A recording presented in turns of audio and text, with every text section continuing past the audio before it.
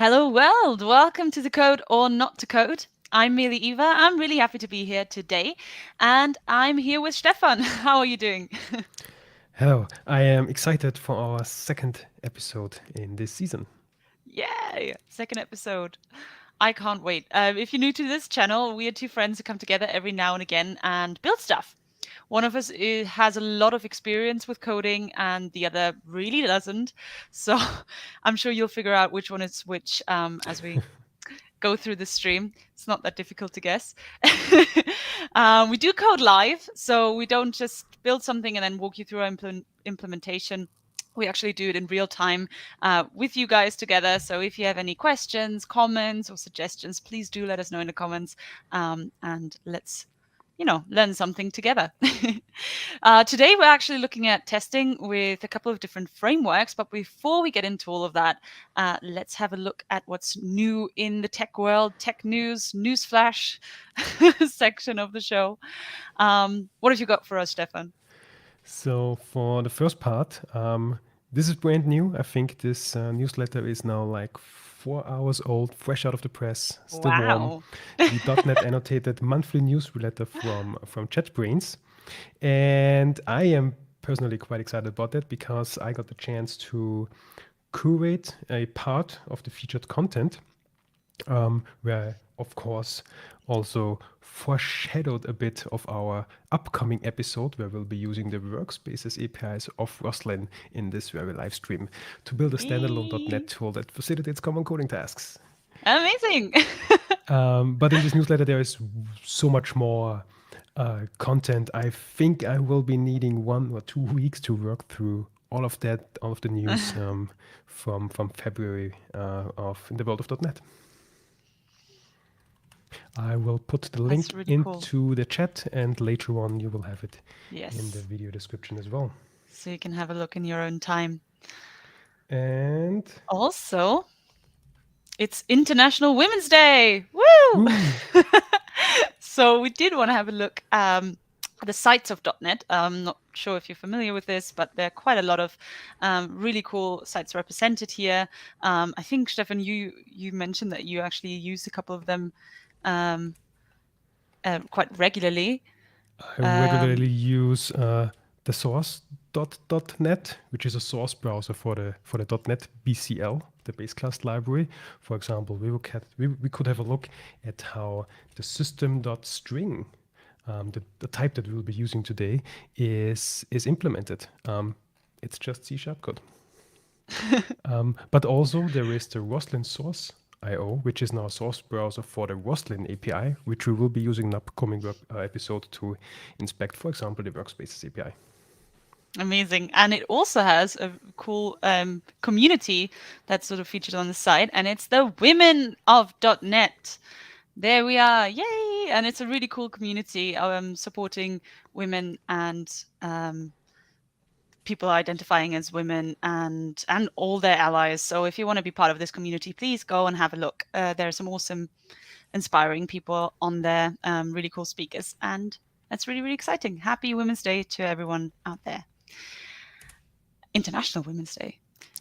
Cool. That's, I think, it for our news section, That's right? our news. Yes. More to yeah, perfect, amazing. So let's have a look at what we're doing today. So as the episode is called testing with MSTest, NUnit, and xUnit, and that's exactly what we're trying to do today. So last time we built a .NET tool, which was my first .NET tool ever, which was super, super exciting. It was a basic tool, and I guess now it's time to do some testing. So there are a couple of different frameworks, and we wanted to try all of them because we couldn't decide which one to use. So we're going to try all of them today, and we're going to see which one we like best, and decide on what we're going to use in our project in the future. Great. So I hope I am audible and visible. It says here that my internet connection is unstable. I Which is can see bad. and It hear you. was So okay. So should be fine. Not sure if my chat messages are going through. It doesn't seem so. Okay, well, we will definitely link them in the video later. So I wanted to link to our source code repository where we built the tool live, and we'll check in the code afterwards. So now let's jump into Visual Studio Code. So in the last episode, we built, we've created a new project. And this project has currently the most exciting .NET tool. It prints to code or not to code. That is the question to the console.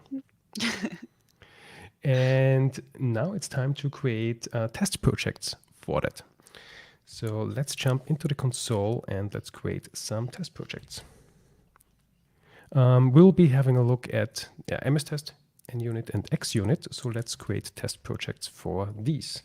.NET New, as we saw last time, we can say .NET New list to get a list of all the templates that we have available. And we will be using the MSTest template, the NUnit template, and the xUnit template today. So let's say .NET New MSTest, and the name will be flashover.tool.mstests.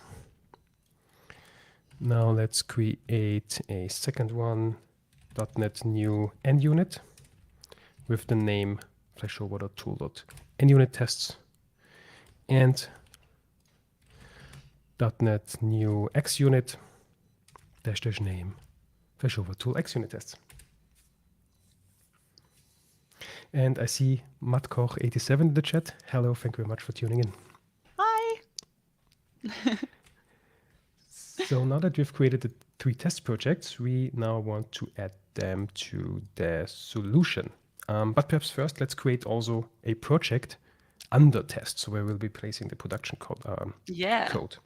So let's go back one. Let's go to, what do we call it? Let's put it into tools. CD tools, .NET New. This will be a class library. So class lib -- name. And we'll be calling it flashover.tool.core. This will contain our core logic. So we basically have 2 projects. We have the actual tool, which is an exe file that we then publish to NuGet. And we have the core, which is then a library which contains the actual logic, so that we separate the executable from the actual logic. And then the logic could be consumed by anything, perhaps later on a UI application. It doesn't need to be a CLI application necessarily. Okay, and now we need to link this all up in the solution. And this is not my strength, so bear with me. We have here our solution. Now we need to add 4 projects to it. So we say .NET SLN, add, I believe, and then link to the project. So let's first put in the production project. So this will be under tools. Auto-completion of PowerShell is wonderful. And tools, that will be flashover.core. .csproj was added. Cool. And now we need to add the tests as well. So this will be in tests. Flashover test MSTest. csproj. The NUnit tests csproj. Okay, the tab auto completion works. Supports me excellently. And the xUnit tests csproj. So we should now, if we have a look at the solution, have all our projects in there. This time I'm looking that I have the correct view, not to overlay any of the code. So we have, we have our 2 production projects and our 3 testing projects. Great. I will briefly now close that and restart it, just to make sure that everything is loaded up as we need. And I will be sharing now the no, I don't want to install the German package, but I do want to have the build assets for debugging. Yes. Cool. We live share. Yes. This will be now. I'll post this to you in our other chat. Yay. Thank you very much. And I'll try and join this. So Matkoch87 says, "Habe die Ehre," which is German, which is very nice for saying hello in German. Thanks for tuning in. All Ooh. right. He also posts that he owns drama of .NET. No way. Cool. Was that in one of the was No, it's that not. represented on the thing? It's not We under the should add sites of it. Can we add .NET. it? Perhaps we need to ask the right person at Microsoft. Okay. Fair enough. I don't I think see I've you've joined the yet. session. I have joined. Okay. Ah, it's just slow. Perfect. Amazing. Let's have a look if I can find all of the stuff that you've just added. Perfect. And I can find it. Cool. I'm here. Oh, So wait. I will do Ah, one I'm following you. thing. Yeah, perhaps Fabulous. disable the autofollow. I do one thing because this is in the other project as well. I will disable the nullable reference types because we will have a look at them in a future episode. Yeah. I'm also And really yeah, looking forward to that one. here we see this was all created from the template. So we have the MSTest projects, and for example in the NUnit, if we have a look at the NUnit CS proj, we have of course the NUnit packages, and in the xUnit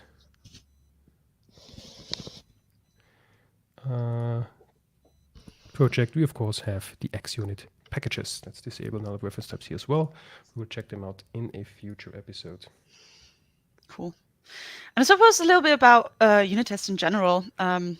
If you're new to the game, I suppose they are testing individual components. So I suppose the reason why we do unit tests is to make find bugs earlier and quicker and easier. It makes your code more reliable. It's really, really super, super important that you do it. It does save you a lot of trouble along the way. When should you write unit tests? Is there like a perfect time for it? Well, Different strategies, right? all the time. All the time. Well, unit tests. Well, I guess it depends on the kind of test. So the thing that we are building now is really that's library code. The example that we will be building won't have any dependencies to files, to the file system. It won't have dependencies to a database. It won't have dependencies to other services in the cloud, microservice stuff, or message buses or whatever. So this is just a self-contained library, and for these it's very easy. Let's not say let's say very straightforward, and also quite prevalent to write unit tests for these, because our API is a library, and we write C# code, so we can easily test C# code with other C# code. If we would have a database, for example, now it becomes a little bit more tricky, or not tricky. This is all solved problems. For example, we could spin up a local Docker container and then test our code against that locally spun up Docker container, so that we have a real life test. But this then would be not really a unit test. This is more of an integration test to see how our code works in combination with other systems, such as databases or other services. And then there is also system tests, which test basically the entire deployed landscape and the entire use case if we have spread it across multiple microservices and such. There is different words for those terms, and of course in details everything is a little bit different. It always depends. But to get back like to our core example, if you have plain C# code, that's very prevalent to unit test. And I suppose also like it's also a question of how many unit tests are appropriate. I mean, my instinct tells me that every common case should be tested at some point, and edge cases, obviously, like if you have a bug, like before you fix the bug, you should probably write a test that tests exactly that thing that exactly the bug, so you don't have that again. And maybe some edge cases would obviously be quite nice if you have the time, and maybe it's also one of those things that if you have the time, like if you're at a 9-to-5 job and the next couple of hours you don't really have any deadlines, anything to do, I mean that might be a really good time to sort of add on edge cases, on tests. I don't know. That's just my instinct. I'm really not an expert. What do you think, Stefan? This actually sounds like a good approach. So, well, it depends, of course, on the project. But the Yeah. project we're building is now, it's a library, and the API surface to that library is code. Now, if we Yeah. would test a web service, the API surface would be an REST endpoint or gRPC endpoint or some HTTP protocol-based communication, perhaps. Depends on the use cases. But we are now testing a C# API, so we should test the public API. We may have some private or internal implementation detail that we don't want to expose, but all the public methods and types that we expose, that we basically have as our, that we support and tell, okay, this is the surface area. If you use that, you should be good. We should test that surface area with use cases that the actual consumer could be using. Yeah. Absolutely. And also corner cases such as entering potentially invalid arguments as parameters to the methods. Null, for example, it's very common to check for null if we don't expect null. Absolutely. Yeah, I guess also, like I think today, just because we don't have any, I feel like we should start with like the tests first and do like a test-driven development style for today. So test-driven means that you first, not just today, every day. The entire episode, the entire season. We will have a test first that confirms that we need to actually change some code. Yeah. So then we actually have a reason to change our code. And some documented checked-in reason that gives evidence later on. Okay, this code is there for a reason. That's, I feel like, one of the big things. I mean, obviously, correct me if I'm wrong, but I think that's one of the big things that are good with test-driven development is that you do already you kind of already have a documentation about what the feature is going to be able to do before you even code anything, like before you even write any production code or anything specific. So like, and especially like if you're working in a team where you have like, for example, even your PM will know what he can expect the code to do. Like if I put in this should come out. So it's very simple, very easy to understand. Very quickly a documentation has been created. And that's why I like it personally, because it makes my life easy as well. But okay, so cool. Let's have a look at what we've already got from. Sorry. Just before we get started, I wanted to see. I tried to recall. So Matkoch87 is writing. What was the expression you told me about in Nuremberg, which is very similar to the Austrian Servus? I'm afraid I can't remember. Oh my god. Okay. In Nuremberg last year. I can't recall. I need to follow up on that. Similar to Servus. It is Habedere, isn't it? Like what you said? Habedere. Yeah, but he's already wrote that. Servus. Okay, yes. Oh, sorry. I thought maybe it was two different people. There may have been something else that I can't recall right now. What are other greetings in Austrian, German? Grüß dich.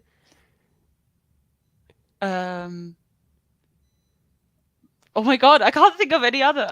We need to follow up on that. We need to follow up on it. We need to do more research. We'll go deep. Yeah, there we go. Irgendwas mit, so some Viennese, Xamsterdiner. Yes, Xamsterdiner. Thanks for reminding me. Yes, that was it. Amazing. We found it. A bit of a... Also, your salty devil says hi. Thank you very much for tuning in. Hello. Xamsterdiner, your salty devil. This is amazing. Perfect. A little bit of a German lesson here as well. Cool. But okay, so let's have a look at what we've already got. Sort of, what is it out of the box? We see like a couple of attribute at the top, test class, which is actually, I think, from the three frameworks that we are covering today, I think this is the only one that has an attribute actually on top of the class. It just needs this attribute for the test runner to identify it as a test. I think with xUnit and NUnit. And xUnit does not, you're right. NUnit has one, but it's optional. It's required in some cases, but per default it's optional. Interesting. Well, yeah, this one does have it. And in the class, we've got the test method, and that's sort of, I suppose, your actual tests. So for today, Stefan and I already decided what sort of application we're going to test, and we wanted to do a Shakespeare play store. So obviously, to code or not to code is derived from to be or not to be, which is a quote from Hamlet, which is one of my favorite plays. I'm a huge Shakespeare fan, and so I suppose what we wanted to do is sort of create a store where we have 5 plays written by Shakespeare, but only 5. So none of them are duplicate. They're all different. Oh, you're already writing this down. Yeah. Just like Bookstore. yeah. And you can check them out and check them in. So you can borrow them for like a week and then you can check it back in. But obviously you can't check the same play out twice because there's only ever one of them. So I suppose the things we need to build at some point after we have the tests is, I suppose, a method that checks whether it's available, the play that you want to borrow. And then we want a method where you can check it out. So you can take it and read it and enjoy it for a week. And then you can check it back in for everybody else to read it later on. I hope that makes sense. And that's so handy. I wish that would happen like every day. That I would just say something and then somebody already typed it down. It's perfect. Well, and if we're going with unit testing, there was AI-based coding assistants such as GitHub Copilot and others are quite similar to that. Well, you enter a comment which gives a hint for the code they write, but I think there's also audio-based solutions out there already. Haven't really tried them, but yeah, I think this already exists. Yeah. Perfect. Well, for we all today, become replaceable. for today, I will be your co-pilot. Perfect. Amazing. Thank you so much. But yeah, so with testing, you'll very often come across this sort of like AAA sort of approach, AAA, not AA, AAA. So that's arrange, right? Act and assert. Stefan is a bot. He totally is. It's so cool. Aww. Like honestly, it's like when we were coding together, it was like, oh, it's like chat GPC. It's GPC? Yeah. GPT. GPT, that's it. Yes, chat GPT. Where he's sort of like, I was like, oh, Stefan, can you help me do this and this? And then he responds with exactly the correct answer, and I just have to copy and paste, and everything's perfect. But I failed to mark all the traffic lights in the pictures. I believe. Did you? Oh no. That's sad. Maybe there's an app for that. No. Okay. So we need to arrange it. So I suppose we will need like a Shakespeare store, right? So maybe have it like a private. I'm just gonna write something, and then you can tell me that I'm completely wrong. So private Shakespeare store is like, we need a name for that as well. I'm just gonna call it a Shakespeare store. Perfect. Autocomplete is like new Shakespeare store. I don't know what that means. We're just gonna be able to write that later on, but that's sort of like where you get, like, for example, in the arrange section, like, again, if you have a database, you're like, oh, give me this database. Or if you have like any like a setup, like anything you need for your tests, and I need a store, so that's what I put into that section. I hope that's okay. Is that okay? I'm afraid so. The private here, which is an accessibility modifier, doesn't apply within methods. This is now a local variable. And the thing about local variables, they are always local to their enclosing scope. So they cannot escape this method, this scope that is enclosed with the braces anyway. Therefore, they are only visible within it, so it doesn't really make sense to have them as a private here. So I'm just going to remove the private, and then it's going to be fine. So, but we can also like put it outside, right? Is that not right? Perhaps let's do that later. Okay, let's do that later. Yeah. Perfect. I'm going to Let's remove keep the it private. local for now. Yes, And absolutely. yeah. Okay, cool. Amazing. Perfect. So yeah, I guess now we actually need the Shakespeare store. So what I did forget to set up is the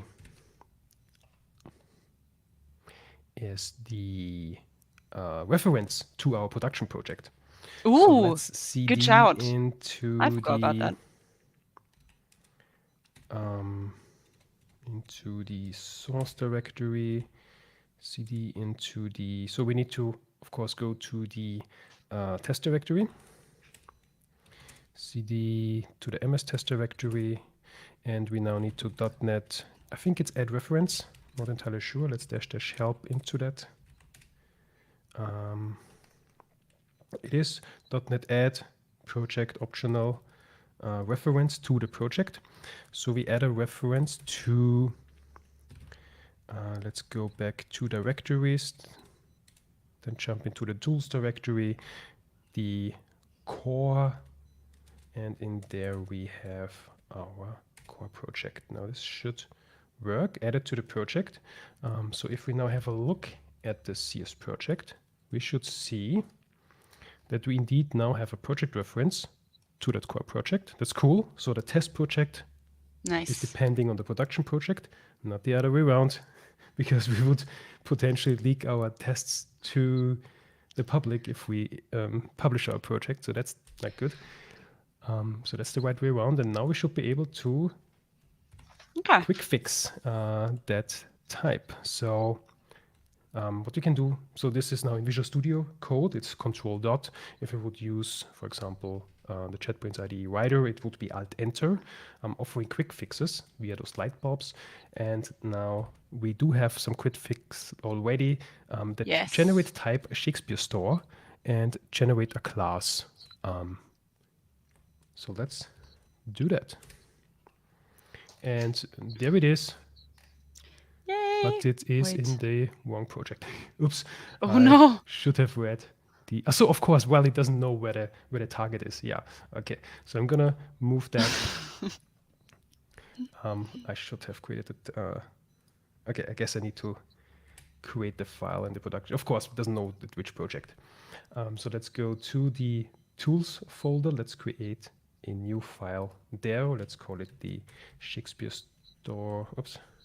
Copied too much. Shakespeare store.cs.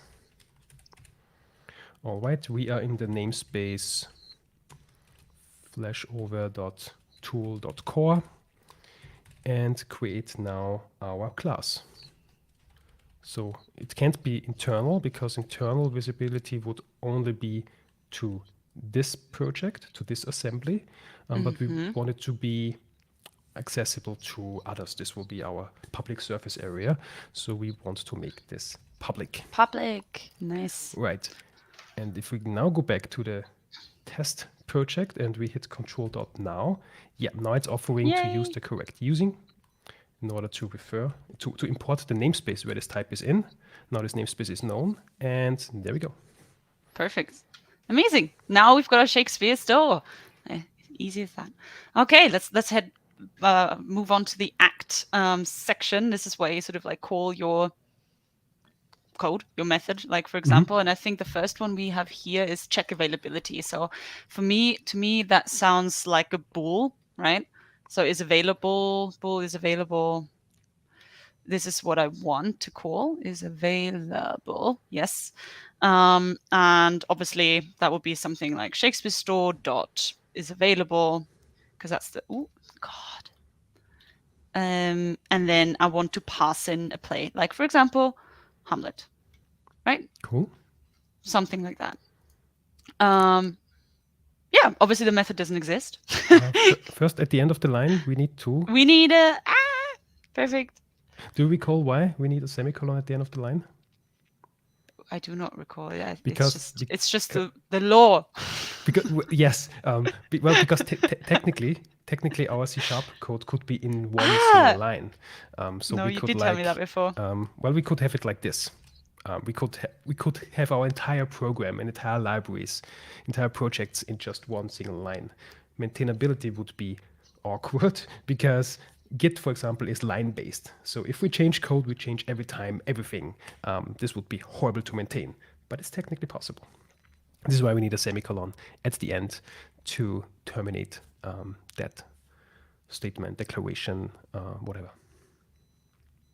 Amazing. And also, I would like to switch the capitalization starting with a lowercase because it's, what's the word? General pattern to Yes, convention. totally. Convention is the word. Absolutely. To start local variables with a lowercase letter. Yeah, totally. No, that was also because I was already thinking about like what the method would be called, and the method is with capital, but yes, it's a variable. Cool. So but the method doesn't actually exist. Should we make? Again, I will do control dot. Now actually the quick fix knows, okay, we are in the Shakespeare store type, and this Shakespeare store type now needs this method. So let's generate this method for us. And now there it is. Yay! We are now in our Shakespeare class, and we have our bool returning is available that takes a string, and the parameter will remain into play. Cool. All right. And then the third section of the test is the assert section. So this is sort of where you make sure that you compare your expected outcome with whatever you get, and hopefully that matches. So for that we can put assert, right? Assert dot.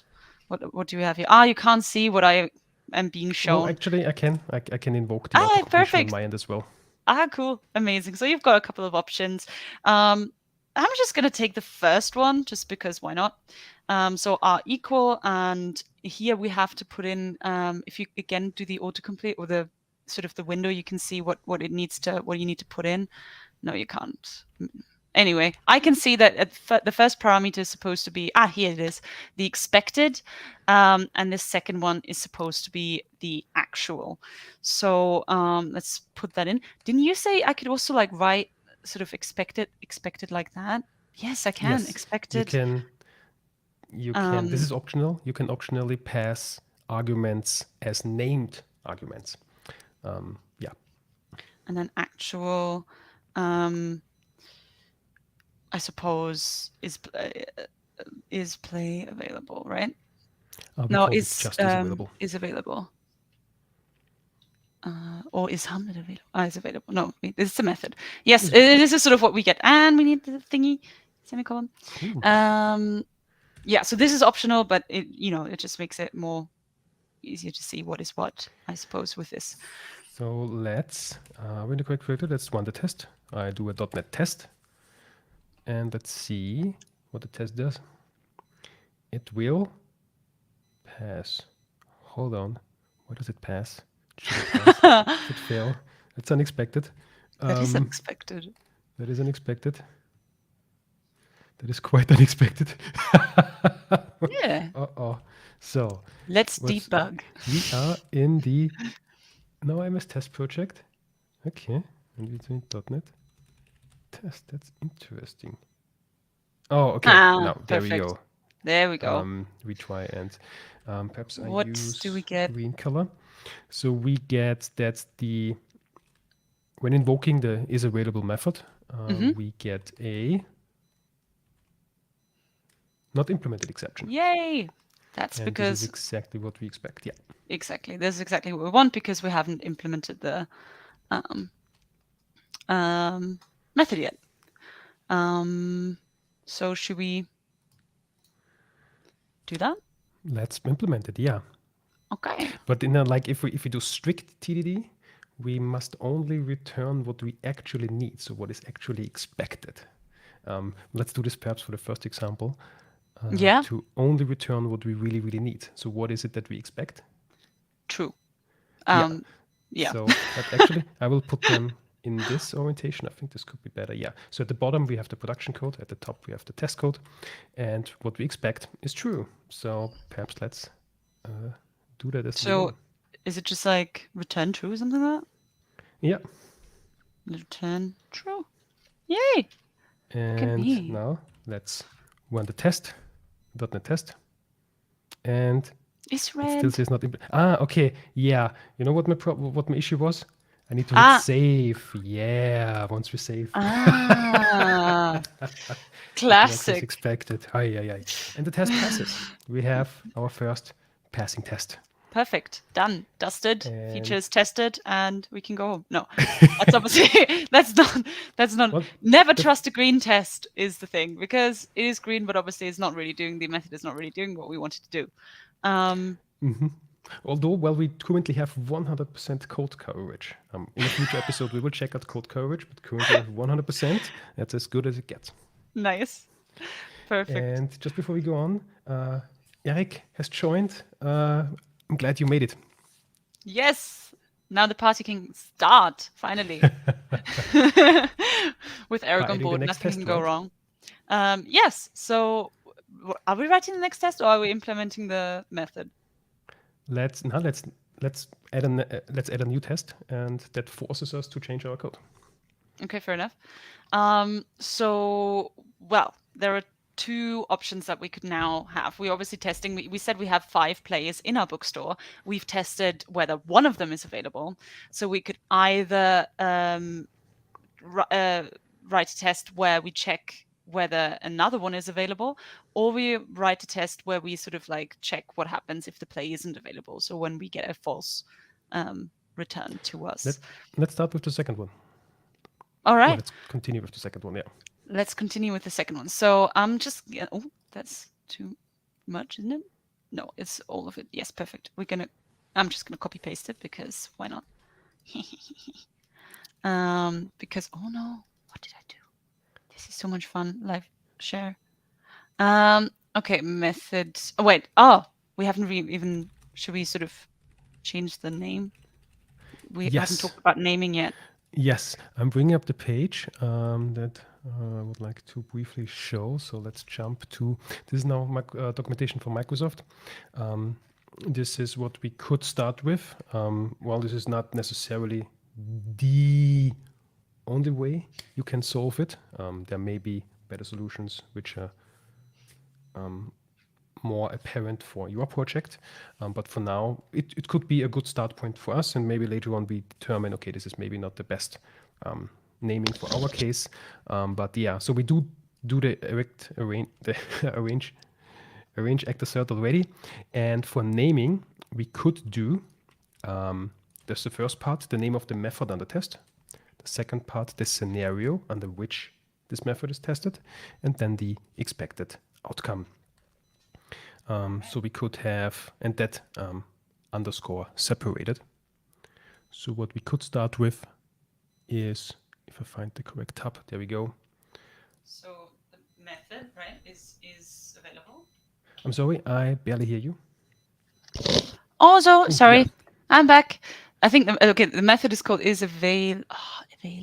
Yes. Yeah. Then underscore, and then the scenario.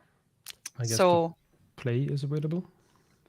Play is available, and the suspected outcome is true, isn't it? True. Cool. Yay. And so I'm gonna take this as well, because this one is play is not available, right? Mm-hmm. And we expect it to be false. Nice. Okay, so we have the arrange section, arrange Shakespeare store, a new Shakespeare store. I suppose that won't change. However, it is duplicate, so I know there's something we can do about that. Let's first get a fading test. Let's first get a fading test. Then let's get it green, and then we go into the refactoring phase. Absolutely. So let's just put a play in. Maybe that's not in our bookstore, so play is not available. Like Henry IV, right? Part. Henry IV has 2 parts, and that's not how you spell it. Henry IV, part 1. Right? Mm-hmm. That's a very good play, though. And assert are equal expected. We expect false, and we want to compare it to whatever is available returns. That's good. This time I did save. Now let's .NET test. And we got a failing test. So we expected false, but it was actually true. So I guess now is a good time to actually implement our logic, because That sounds good. our return true doesn't cut it anymore. Yeah, totally. So let's have a look. We get the play in. So what we first need is a store, right? We don't even have the store yet. Should we just start very simply with like a string array or something? Let's start with a string array. So that's what string array, I suppose, plays is. So a string array is a collection of strings. It can it can contain 0 strings or many strings. I thought it did something wrong. No. And then I was just providing audio comments, I guess. Okay, fabulous. If I do something wrong, please stop me. Otherwise I'm going to be so embarrassed tomorrow. All right, and we're going to put 5 players in here, right? Like Hamlet, which is the best play ever. Currently, we only have 1. Let's add the other ones when we actually have a test. Okay. Forcing us to do so. That is very good. And I again forgot the semicolon at the end. So I'll change the 5 to a 1, and yes, then we got all plays. Amazing. Okay, so we got a place like a bookstore, and okay, so what does our isAvailable method do? I suppose it loops through the string array and looks for a match, right? So, this is back to you always have more spaces than I do, and I'm always confused how many spaces we need, because I always write without any white spaces whatsoever. But let's put it like that. I is smaller than, I suppose, what is it? See, this is how I write, plays down length, but it is, I suppose, harder to read for you guys watching. I don't know. And I no, plus. So we have the initialization. We have the condition. We continue the loop as long as I is smaller than the length. And here we have the increment per iteration, we increment by 1. That looks perfect. Okay, and then I suppose we have like so if the play that we get in equals the array at the point of I, right? Then so we will take a look here into at index. So arrays are 0 based. So we will start at 0, and we have a look at the 0th index, which will be our Hamlet. Yes. Absolutely. And if that happens, then we want to return true. Right? Yep. This is like nerve-wracking. I know this is like not super like difficult, but I'm like, oh my god, is this correct? I'm doubting everything. In like 4 or 5 episodes, it will be like fluent. Fabulous. And we will be also using fluent assertions. Yay! And otherwise, we want it to return false. I'm just going to put this here. Cool. And hope for the best. So let's give that a try. .NET test. Have you saved? Yes, I did. And we have 2 passing tests. Cool. Yay! So now let's go into the refactoring phase. So we have first get a failing test, then we get a green test, and now we do refactoring. First of all, what I would like to change, well, this is actually correct. So this place array, we don't want to leak that. This should be an implementation detail. It should not be available publicly. Per default, members are private in types, but I personally prefer to have them to have this explicitly stated.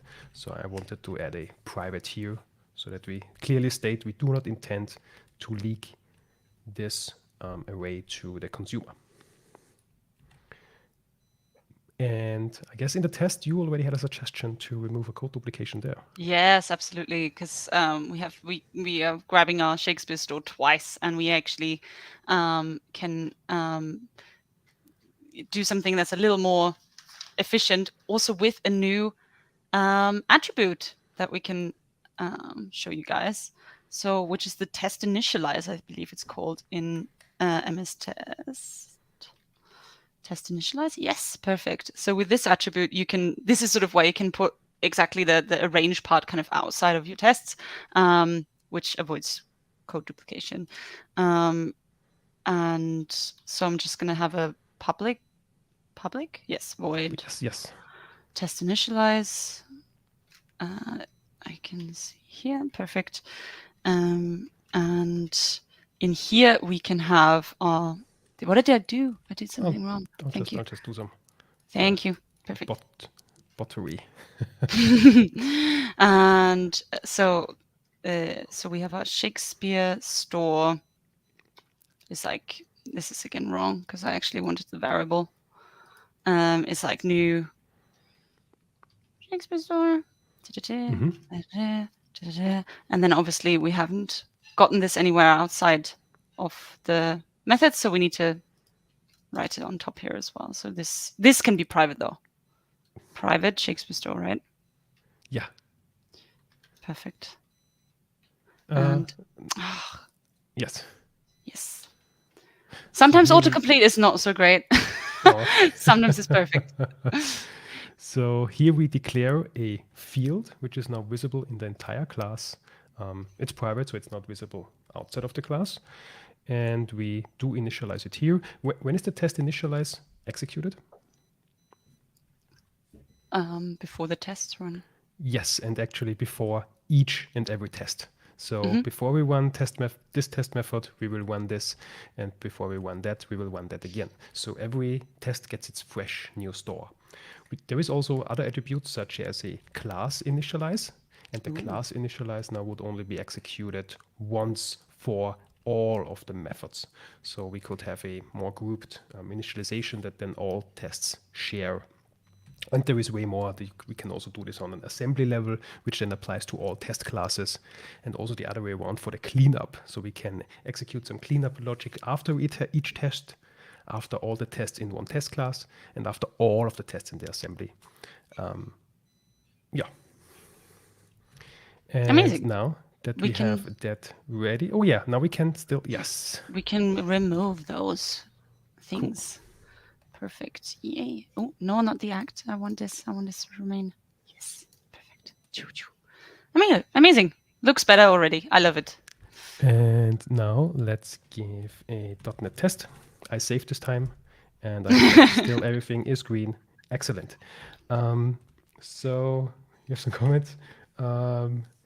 Matthias says that today I'm not in YOLO mode. So yeah, today we'll be doing strict TDD.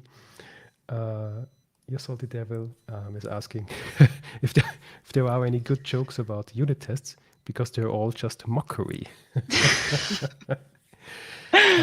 So we will be doing mocking in an upcoming episode. Yay! I'm always in the YOLO mode, by the way. Today is strict TDD mode. And Matthias is asking, does class initialize have to be static? I believe so. So if we would have an initialize, this would look like class initialize. This would need to be a static void, any name, because the name doesn't really matter, the attribute does.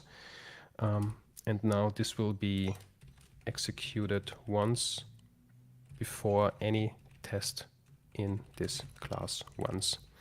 And I think the same, there is also the assembly initialize, which is now executed once before any test class in this assembly. And both of these, they need to be static, if I recall MSTest correctly. Yeah.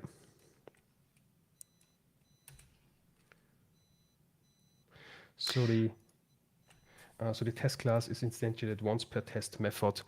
The lifetime about. Perhaps we come to the lifetime of the test class instances later on, when we also have the other unit test frameworks, then we can have a closer look at this later on. We'll be coming back to that. I am frozen. Am I frozen? Yes, indeed you are. Oh no, it's not very nice. Oh no, what's happening? How did we fix this last time? I don't know how we fixed it. I think last time it just fixed itself. So I'm very sorry that you won't see my face live for a while. Hopefully in the next 5 minutes that's gonna catch up. If not, then I'll do something about it. But for now, let's see what other tests we can write. I think, I mean, is it time to already write the test with more than one play? Yes, let's do the. Uh-oh. Eva has dropped out. Yes, it's now time to test the other the other 4 plays, so that we have our 5 plays in the store. I'll be checking.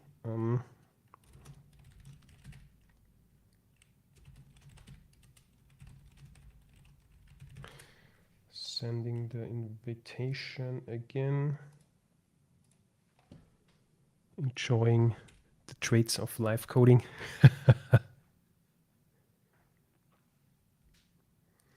And it's now, so what we now would like to do is adding a new test, which tests the other plays as well. So we have now more plays. Actually, not sure about the names that we have in store. Pun was not intended, but much appreciated. And we would use now like the other play one, like play number 2. And Eva is Hello! back. So I was now introducing that if we now want to test the other plays that are available, we could now duplicate this test and have now play 2 and duplicate it again with play 3 and play 5, but this would be a lot of duplication. Yes. So I guess you have something in store to do this more nicely. Yes, absolutely. I have a new attribute that we can use if you sort of have the same test case but want to run it with like different input data, I suppose. So let's go to the play is available true method. We can just put it right underneath. And why are you laughing? I'm laughing because while you were gone, I was presented with the chance of writing some code with our tests. I missed the opportunity. You missed your opportunity. But yeah, the new attribute is called data row. And it's sort of where you can, again, have your different input data. So I think the first one we had was Hamlet. But then if we want to add different plays, and now my Shakespeare knowledge is being tested. Oh my God, we can have Titus Andronicus,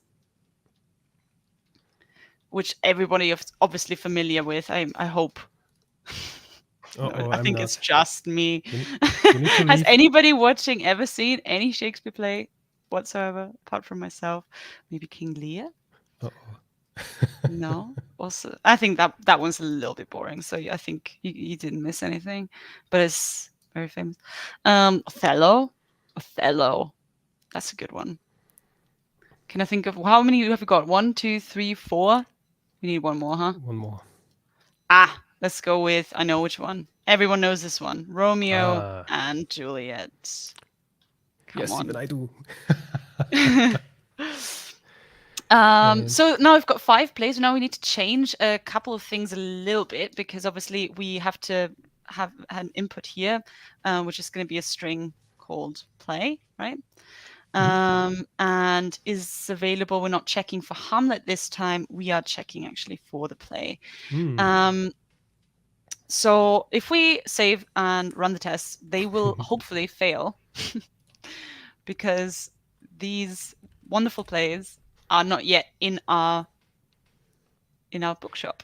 We have a total of 6 tests where 2 have passed and 4 have failed, which means that, so this one is a pass, this one is a pass, and out of this data row, out of these 5 data rows, actually we got 5 unit tests created, or executed, more to say, and 4 of them have been failing. And we have a red test.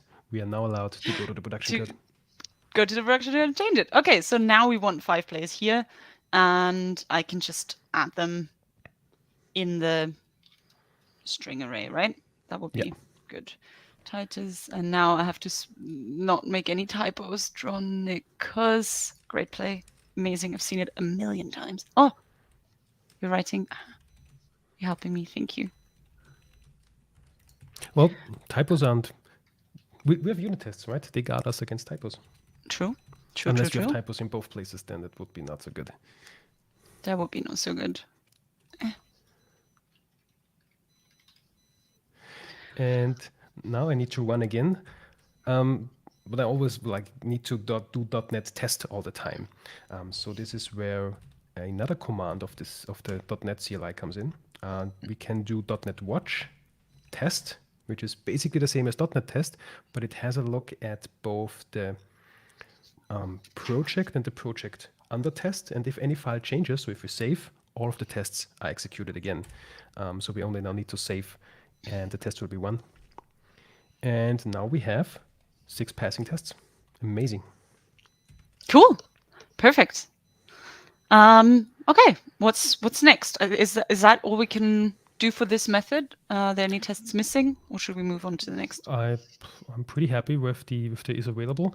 Perhaps in the refactoring phase, what we could do is this 5 here is actually optional, because we use an array initializer, and the C# compiler can what's the word?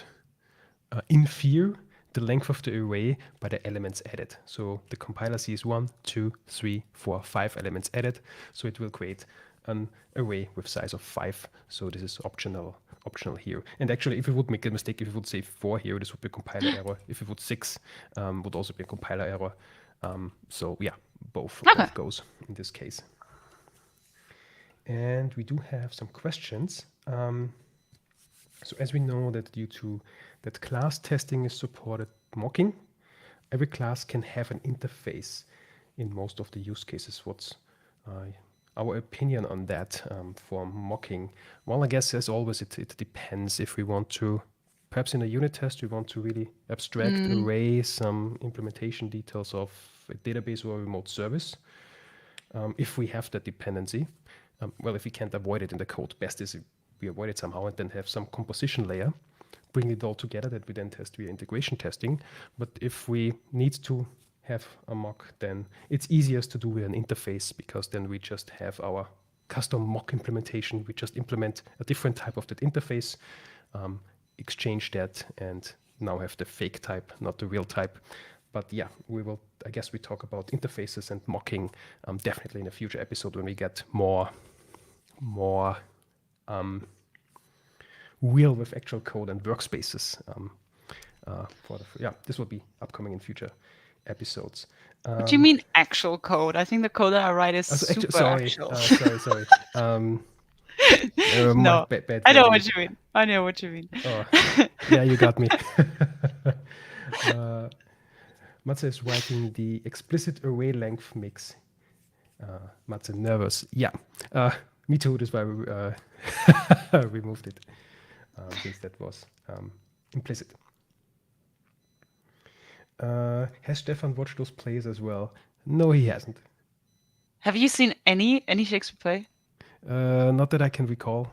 Maybe when I was a child, but this is a long time ago. This is going to be a to code or not to code field day. I'm going to drag you to the theater and we're going to watch one this year. This is a promise. Okay. Do we live stream that? This will be our in the wild episode. Yeah. To code or not to code goes wild. I love it. Cool. All right, then I guess we checked the availability of the play. That's cool. Our bookstore contains 5 plays. Now it's time to check them out. Check them out. So that is a new. I'm gonna copy our first test again, just so, because as you've all seen it by now. I'm really bad at live typing. My hands are super sweaty. Fabulous. We go into the next test. Copy paste and base of the work already done. Yeah. Yes, absolutely. As a bit of a as a template to then have as a base. Yeah. So the method is no longer available that we want to check. We want to check out.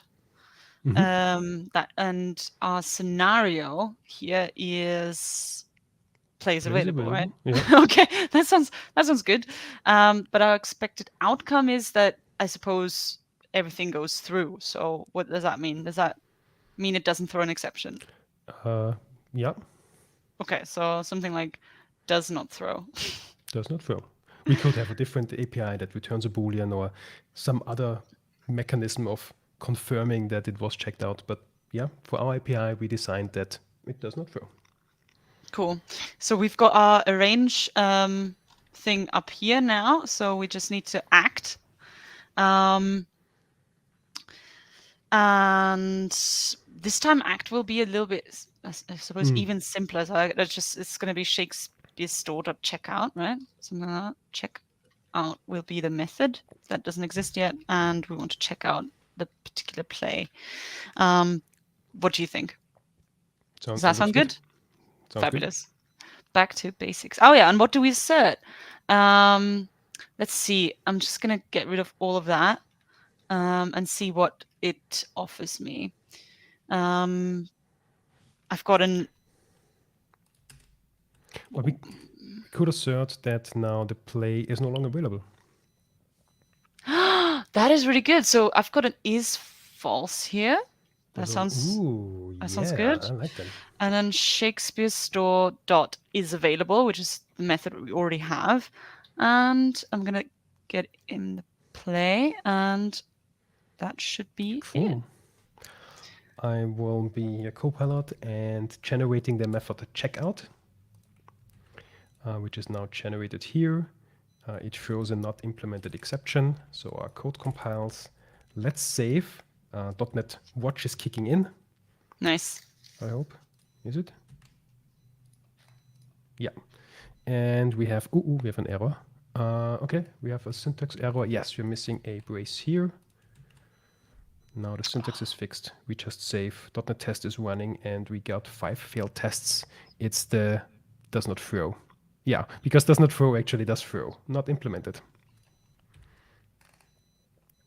Amazing. So that's exactly what we wanted. I guess we could now go through the same like. Well, let's actually go through the same procedure again. What are we doing now? So we don't expect an exception to be thrown. So let's just remove the exception. Execute the test, and let's see what's happening.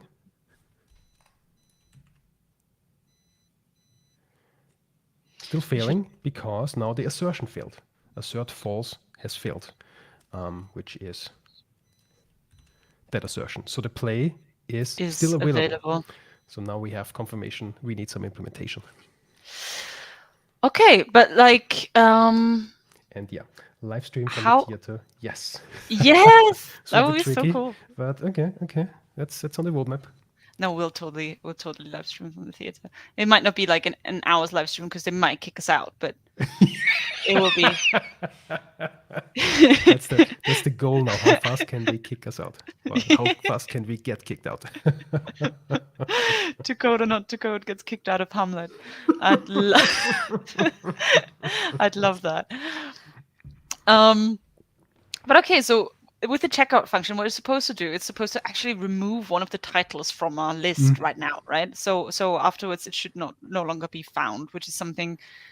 Can we even do that, or would it make sense to maybe also refactor the whole bookshop at this point? Well, we could change, because a string has a fixed size. It's always currently the size of 5. We could have a list which can dynamically grow and shrink, where we could add and remove elements. But perhaps because that's an implementation detail, it's private. It doesn't really matter all too much. Well, when it comes to performance, perhaps then there's an argument there, but just from an implementation detail, it doesn't really matter. So we could do some semi-hacky stuff as well. What I would like to go for is changing these from strings to plays. So let's introduce a new type. We will be using. Should we be using the latest C# features? Yes. Yes. We should. Because now I wanted to make it an internal type, but we could actually make this. To internal means an internal type. That's an internal class play. Now this play is visible to the entire assembly. So also other types in this project could see it. But maybe I really want to limit it to just this file. It should be so private, nobody sees it. So let's enable, I think currently, yeah, we are targeting net 7. So, oh no, yes, we are targeting net 7. That means we have C# 11 at our disposal, and we could change this to file. And now this type is only visible within this very file that we are in. And I never used this, and I'm super happy that I finally got the chance of using it. And this class, let's give it a constructor. Do some implementation, and which takes a string, which is the name. This is the difference between Stefan coding and me coding.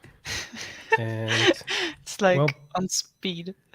In 10 years, you will be passing it on to the next one. Or you know what you could do, like if you're watching it on YouTube afterwards, you can always like click on play it faster, and then we'll be on the same speed. Is available in post-production, speed it up. And there we go. And we set the name to name, and is available per default should be true. So now we have a name. The name doesn't have a setter. So this is a property. Properties can have getters and setters. Since this property does not have a setter, it's read-only. So the name cannot change, but is available as a setter. So we can actually change the availability. And now let's swap. I guess there is also some shortcuts how I could do this quicker, but I'm not all too familiar with VS Code actually. So I must do the manual way here. There is some multi-cursor editing, which I can't really come up now with. So let's do it quickly, create some plays. Now we change the type of the string array to a play array. And thank you. And now we should be good to go. No, well, yes. Good to go in what way? Hold on. Ooh. Read only. File local types cannot be used in member signatures. Ooh. Okay, it doesn't work. Because that we can't be used the field. Okay, we can't use the types on members actually, because okay, we can only use it in members that are also file local. Okay, back to internal. I also like to make my type sealed per default, which prevents inheriting, but we will also check this out in a future episode. Okay, now this compiles. So we got our place array, yes. But now we have an issue here, because what's the problem? We try to compare a string with a play. With a play. We could implement that, but for now, let's go with an easier solution. So we could actually overload this equality operator and do it ourselves. But we will also checking this out in a future episode. I want to keep it simple for today. Yes, let's keep it simple, just for my sake. So I'm also just, that is not, this is what I mean. I'm just gonna, just for my benefit, also just gonna lay this out here. Play I, and then I can just here compare the play, right, with the attribute p dot name. Yes, fabulous, and that should work. This doesn't work. Why doesn't this work? Damn. Because referring to the play, and play is plays. Yeah. Yes. So basically, this is actual valid syntax if this was a char, because a string is basically an array of many characters. A character is one UTF-16 symbol, and the string contains 0 or many characters. So we could actually index into the string and get a character out. But we want to index into the plays array, right? Totally. Cool. So I'm actually hitting save and seeing if our refactoring broke something. We still have those 5 tests failing, so we didn't impact any of the other code. And this is now actually where the unit tests really come in handy. They confirm that we changed some implementation detail, but still on the public surface area, nothing has changed. Cool. But in order to get them green, we still have to implement a little bit of logic. I will steal the loop, I think, from the method above, unless you stop me. No, because I would do the very same. Fabulous. Why does this always happen? Does this happen for you as well, or is it just me? Yeah. Oops. Yeah. Oops. No, I'm good. Sorry, that's me. I stop. Yeah. Oh my god. Okay. I think we need to set up the. Not sure if there is some auto formatting to be set up with the Visual Studio Code Yeah. plugin. I'm not auto familiar with that, but we'll come to formatting via the editor config in a future episode as well. Oh, there's so much content. So much content, and we can do it live from the theater. Okay. This would be then the real life testing that Eric is suggesting. Real life testing. I love it. That would be really good. We can, yeah. No, there's loads of ideas in my head. Fabulous. But this time we don't want to return a Boolean with true. We actually, well, what do we actually want to do? We want to check whether the play is, I suppose, available, because we can only check it out if the play is available. So let's do that. So if p dot what did you call it? Is available is true, right? Then what do we want to do? Then we want to make it unavailable. So I suppose p is available is false. Wow. And then we want to return. Okay, cool. We are doing a comparison here, but we actually want to do an assignment. That is correct. Perfect. And the return here is actually a nice performance optimization, because we know those plays only exists once. So if we find, like, if we search for Hamlet and we find Hamlet, we don't need to iterate through the rest of the collection. So we can just return. That's really good. But what do we want to do if it's not available? Should we throw an exception? Well, do we have a test that tells us what to do? No, we don't. Oh, there we go. In so that let's case. hit. Oh, actually, still failing. Assert false is failing. Ooh. Yes. So our test is still failing. Because the is available still returns true. We also need to update the is available method to the new type that we are using instead of the string.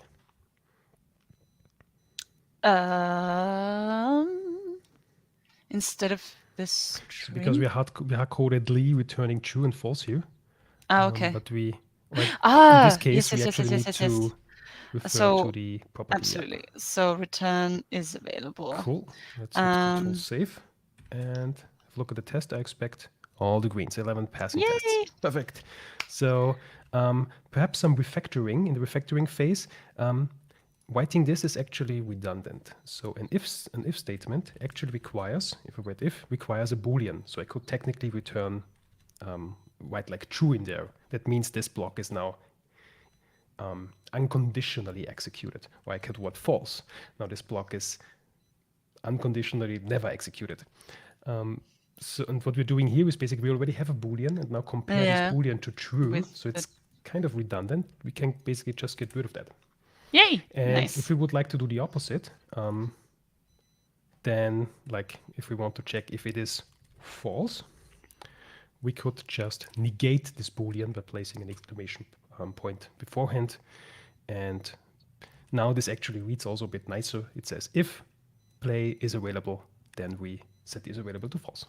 Yay! Perfect. We'll execute the tests. Nothing broke. So it's back to the get a failing test phase. Get a failing test phase. I love it. Okay, so this was actually when I started .NET when I moved to Hanover in Germany, and my mentor actually there was a traffic light in the office, and it was set to red if some tests are failing and set to green if the CI is passing, the continuous integration system. And then on our places we actually had a little cube, which had 3 colors. Well, yeah, it had more colors, but we used 3 colors: red, green, and blue.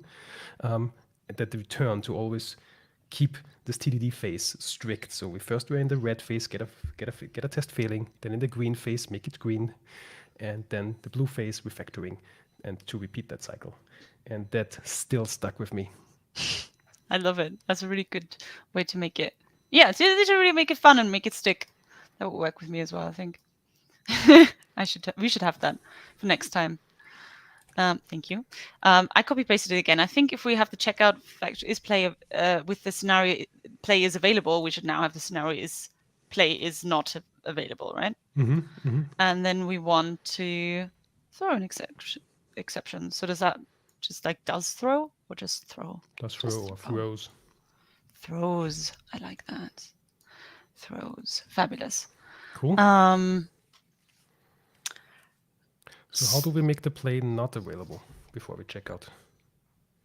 I suppose we have to check it out, right? Sounds because at the beginning, because we have the on top we have the test initialize. So I suppose when the test starts, technically it is available. So we need to make it not available. So I'm bringing the arrange back. Yay! Arrange is back. So we're gonna have Shakespeare store dot checkout, and then we're gonna pass in the play. Then we're gonna try the exact same thing again. No, are we? I suppose so. Let's see what's happening. Nothing is happening because I guess we don't throw yet. Okay. But we also want to expect the exception, because currently if we would throw, the test would actually fail because we get an exception that we don't expect. How can we expect an exception with the test framework? How can we expect it in the assert in the assert path? You mean in the assert part? So let's see. Assert dot. What have we got here? That's always my first thing, because I'm sure there's something with exception there. And then assert. I've got assert throws exception. That sounds good. Perfect. And then we can have a type of exception. We can also create maybe our own type. So that would be play not found exception, maybe. Play not available. Play not available. Yes. I will add an exception. Okay. Exception. Yes. And what happens now? Now the thing with the lambda. Oh yes, the lambda. That's it. Because throws exception, if you have a look at the declaration, it requires an action. And an action is, if we have a look at the action definition, an action is, I can hit 11 and then we have more space. Cool. I'm learning Visual Studio Code. Now an action is a delegate that doesn't take any arguments and doesn't return anything. So this can point basically to any method. A delegate is basically a reference to a method. And we want to wrap that method that we want to execute in this delegate to give it to the test framework so that the test framework can run it and observe if the exception is actually happening that we expect. And this is what we need, this indirection of method invocation via the delegate for. So let's make the act a lambda, or an action in this case. Okay, let's try. Let's see how I do. So action. No, this is autocomplete when it doesn't do the thing that I want. Action. Yes. I'm gonna call it act. That sounds exactly what it is. And then, okay, I remember this kind of. We need this, and then we need the cool error. The cool error. And then we need to wait. Okay, and then we need to actually do something, right? We need to call the method. Yes. Shakespeare store dot checkout is our method, and we want to pass in the play, and I am hoping for the best. That looks good. Okay, but now so this doesn't work because what have we got here? Yeah, because we still don't. The exception that we get here is, I guess, twofold. This play not available exception is not available, doesn't exist yet, but also this method needs to be invoked with this one single action argument. With one single action argument? So we can pass in the action in here. Because this is what Ah, if we look at the method definition, this is what it expects. It requires an action. yes. And yeah, so the only thing we now need is to implement that exception. I will briefly do that. So we have since this is now actually visible, we will need to make it public, make it sealed so that it cannot be inherited. Play not available exception. An exception needs to derive from the exception class. Let's give it a constructor. Let's make that also public. Perhaps we can pass in the name of the play. And let's generate a property out of that. So we can also like read the play later on. Actually, it was good. So this exception now also contains the play that has failed. And this is now the code that you wanted to write here to actually also assert that exception. Exactly. Because the throws exception now actually returns, oops, where is it? Throws exception actually returns that exception instance. So we can do more assertions on that as well. Okay, so yes. So for example, if I call this just our exception like that, does that work? And then we can, okay, what can we assert? Assert our equal. For example, the play that we're testing, and that's the expected, yeah. And in the exception, what does it have? Do you see it? Do you see .play? No, I don't. I see it. Yes, got it. Hello. Or perhaps I will factor it into play name to make it more obvious. So it's a bit of play name. Play name, yes. And so we also, we also assert that. No! Oh my god. We have a concurrency issue, yeah. So let's save the test and let's see what's happening.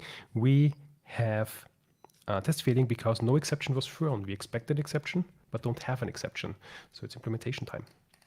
It is indeed implementation time. Okay, so in the checkout, where do we need to throw? In the checkout, I guess if we loop through the array, it's a good question. Is a good question, and I can tell you exactly where. If the play is unavailable, so I suppose it's the else from here, right? No. Yes. We find that one play that we want to check out. Yes. To discover that it is unavailable. It is unavailable, so we can't check it out. Okay, so I'm gonna write an else. I also almost never see else's written by anybody but myself. I'm sure there are other options, but I write it, so enjoy. Yeah, and we need to throw a new play not available exception, whatever it's called. Play not available exception. Fabulous. Right? And it also has a parameter. Oh yes, because it does. when we write new, we invoke the constructor, which is technically a method. So we need those braces and we can pass in the play because we require it down here. And I'll hit save, go to the console and see that everything turns green. Wonderful. Yay! That's so cool. Amazing. Refactoring, actually, we don't need that else here because I knew it. Nobody writes it. Because we do return here. So we are now, if we found the play, but if it's not available, we actually return. So this else, if we wouldn't return here, if we would comment this return out, now this else is necessary because otherwise we would throw for the other cases. But since we have, we know when we are done, we could actually get rid of that and just have a throw here and make it a little bit shorter and see that the test is still passing, hopefully, fingers crossed. Save. There we go. Yay! Perfect. Cool. Okay, so we now have the checkout play is available and it's not available.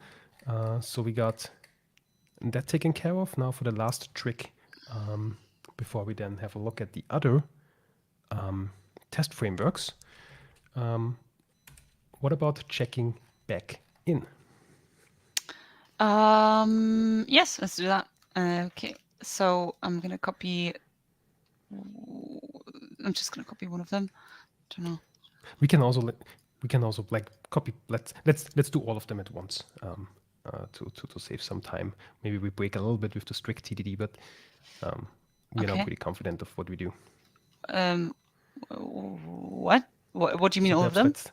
let's well, I'll be also copying the second test Okay. Okay. Yes, yes, yes. to We'll do both of them. Yes, I gotcha. let's do both of them. So we're So gonna now we check in, do. and obviously the I'll play mirror is your yep. changes at the method below.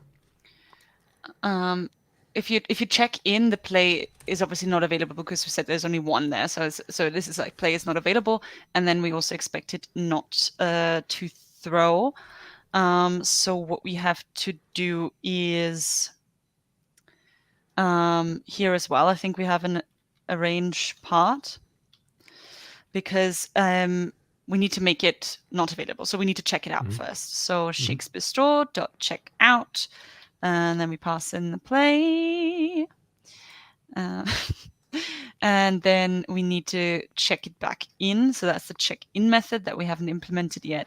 And then we can assert that the Shakespeare play is available. So not is false, but actually is true, Cool. because it should be available again. Yes, that's.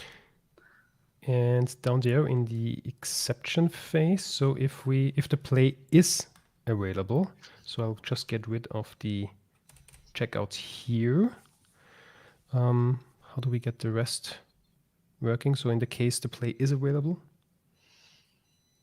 if we try to... We need to throw an exception. What do you mean? So I'll change that. Okay, so we will check it in. We try to check it in, although it's available. And then we have an exception. What kind of exception? Well, I guess play not available is the wrong exception. Yeah. The play is available, actually. Yeah. Just kind of weird, but yeah, we can't check in what is available. So let's go with that. We'll copy that exception and rename it into play is available exception. Cool. Now it's time to check in, to create the check-in method. There it is. It's currently not implemented. So if we run the tests, everything compiles and the tests pass, which surprises me. No, I haven't saved the unit tests. Okay. There we go. Yes. So we have 10 failing tests. Yes. The Perfect. method or operation is not implemented. This is what we expect because indeed it's not implemented. Okay, so I think it's from the implementation is quite similar to the checkout. So I'm gonna do that. Cool. Oh, God damn it. Like this, but obviously, okay, we go through the plays. We have the play. If it is not available, right, then we check it in. And this goes to true, and then return. And if it is available, then we throw this play available exception or something like that. Play is available. Is available Cool. exception. Cool. Let's save the file and let's have a look. .NET Watch will run the tests again. Everything turns green. Now we have 26 passing tests. Woo! I love it. Cool. Oops. Now we could go back to the refactoring phase, but to me it looks good. Yes. What do you say? Yeah, refactoring wise, it looks really good. Cool. Oh well, there's actually one last thing, and we actually get a compiler suggestion here. We could make this field read only. So let's do that. Let's make this field read only. What that does is we cannot reassign this place now. So we nowhere in the code we could say place is new place array. This doesn't work. Let's create a zero array because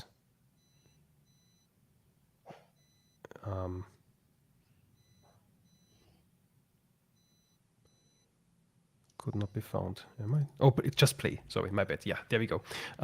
We can't assign it because that field is read-only. If it wasn't read-only, we could actually assign it and then basically exchange the array at runtime, and the read-only does prevent that.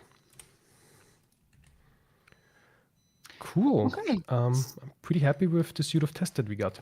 Yeah, me too. I think obviously there are loads more like edge cases that you could also add, and there's never enough unit tests. Like for example, what you could do is sort of look for a play that is actually not in the array. So we've only looked for plays that are in it.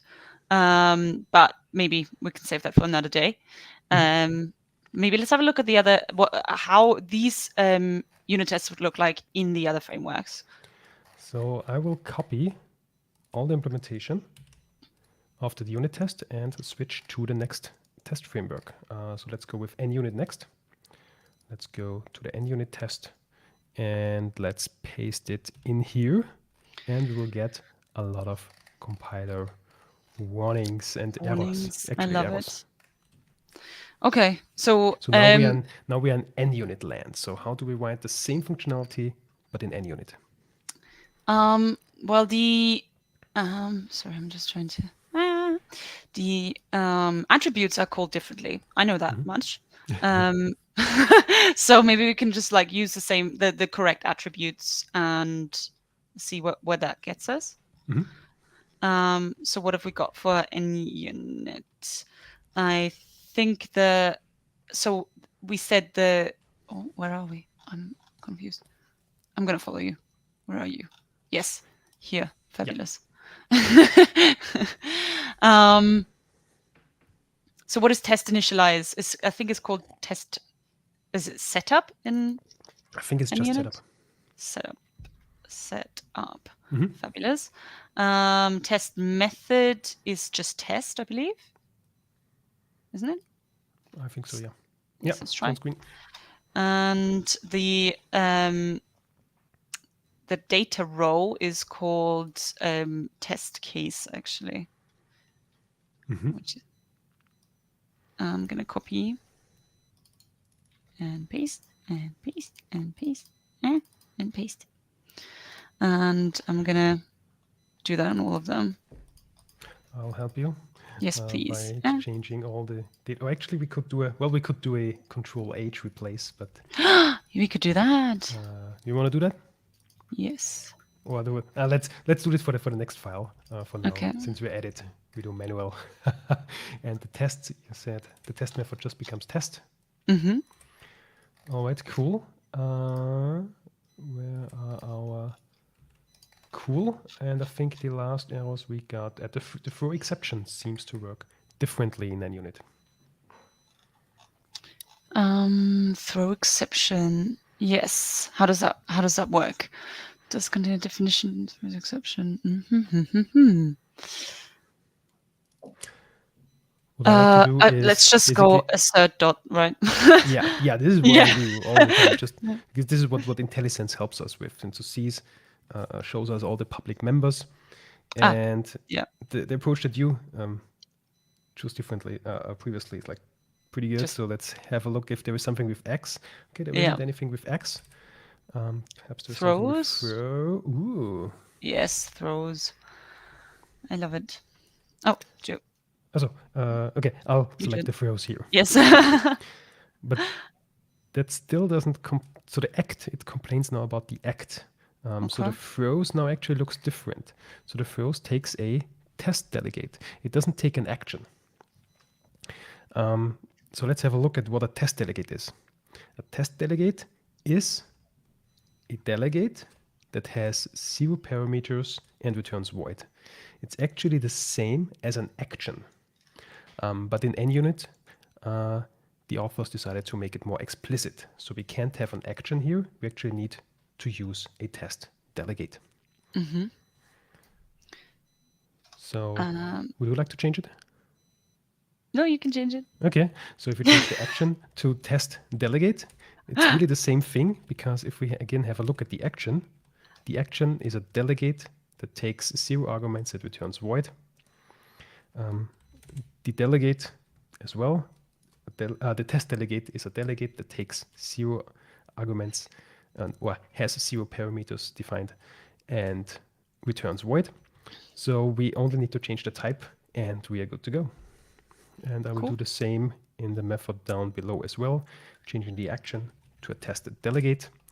and change the throws exception to just throws. Now we still need now we don't have any of our types available, so all this Shakespeare story is not available because we need a reference to the production project as well. I will copy that, so I will go to the MSTest project, copy this project reference, and insert it into the CSproj of the NUnit project. So now NUnit is also referring to the very same production project. And now we can do control dot in order to get the correct using where the Shakespeare store is declared at. And everything is compiling. So let's have a look. And now it's time to run the tests. So I'll open a new console. I need to navigate to the tests. So let's see going into source, going into tests, going into the NUnit tests project and do a .NET watch test in here.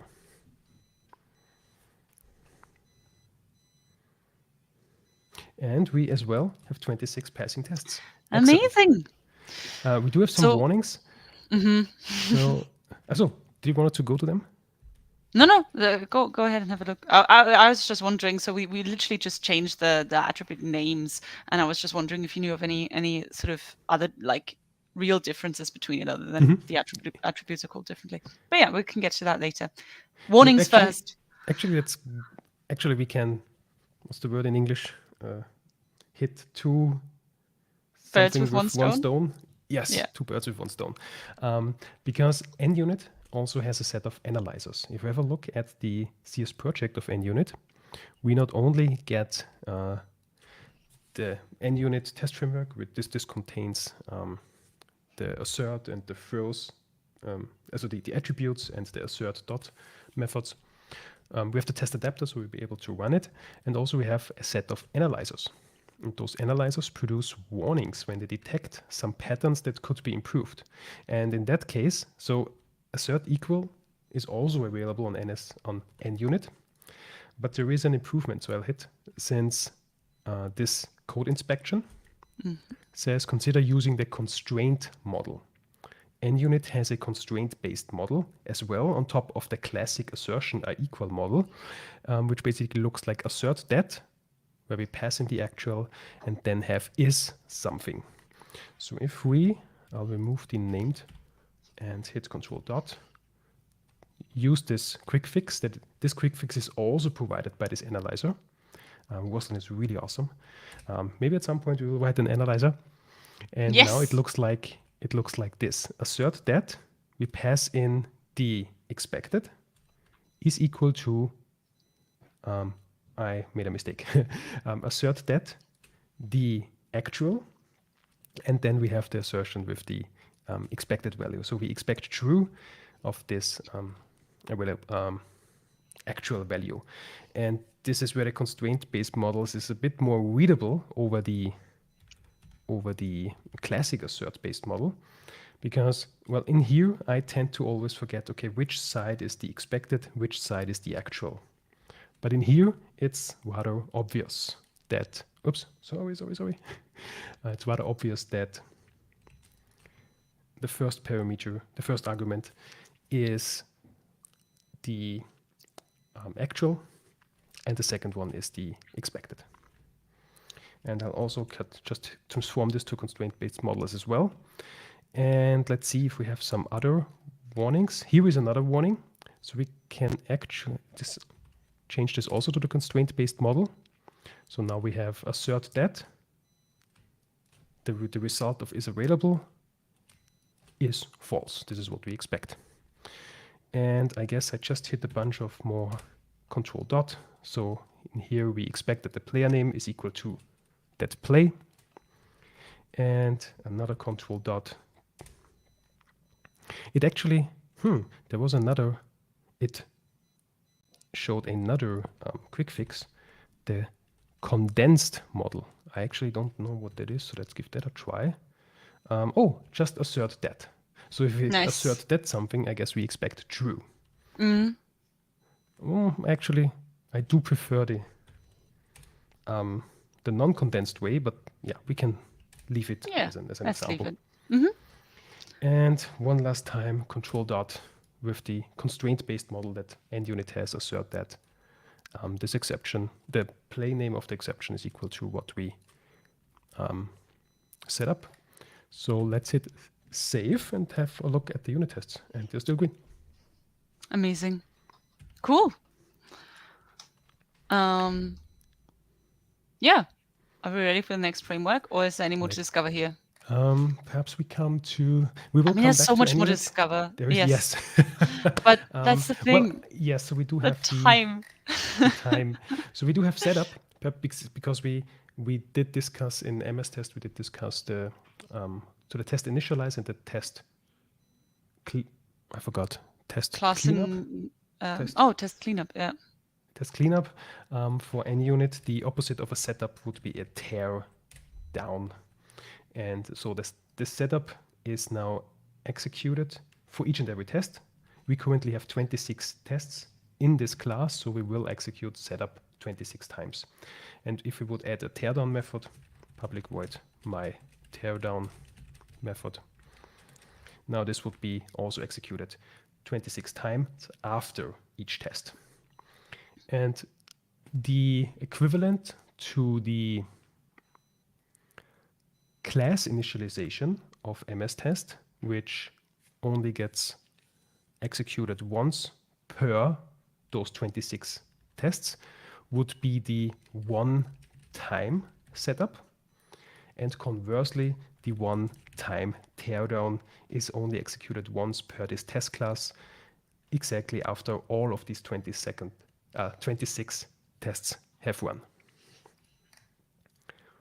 Does this make sense? Yes, it makes sense. Cool. To me.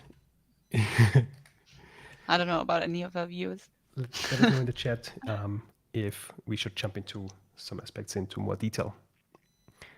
And I guess this is now the equivalent of having our tests in MSTest.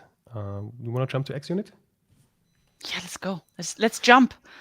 So I will again copy the MSTest tests because xUnit doesn't have this constraint-based model.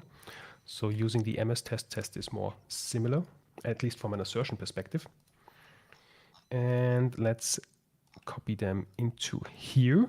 And as well, let's add the project reference that we need so that the test project can use types from the project under test. And now let's have a look at how these tests look like in xUnit. So, to be honest, I'm not sure about the test initialize, but I know that the test method here is called, well, a fact or a theory. But a theory in this case, because we've got the data row or inline data, I suppose it's called in here. So this is going to be inline data. I'm going to write it out once, and then I'm going to do the data, inline data, and Control H, find and replace if that's okay with you.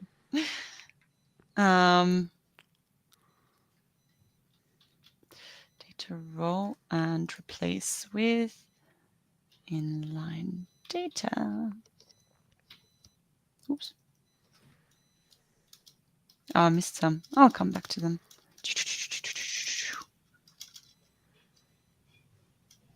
Yeah. Perfect. And test method. Test method, yeah. To theory.